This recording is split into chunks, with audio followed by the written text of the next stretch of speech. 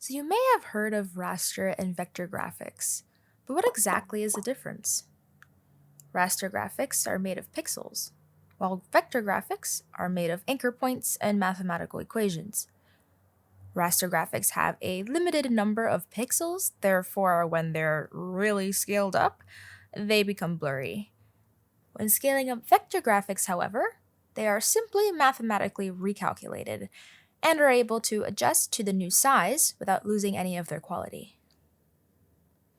Raster graphic file sizes are typically larger since there's so much information in each of those pixels, and the file size will increase the larger your graphic is. Meanwhile, vector graphic file sizes are typically a lot smaller, and even if the graphic itself is scaled up, it won't change the file size. So when should you use raster or vector graphics? When you take a photo on your phone, you are creating a raster graphic. Raster graphics are great for things like photos because the pixels hold tons of colored data, allowing them to have many details.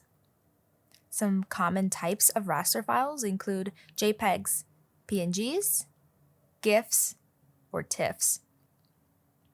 Vector graphics are good for less detailed graphics, such as logos.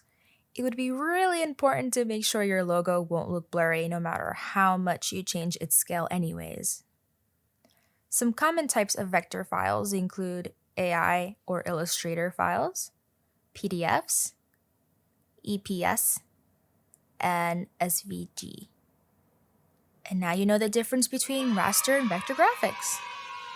If this video was helpful, leave a like and consider subscribing for more educational artistic content. Have a totally awesome day, and I'll see you next time.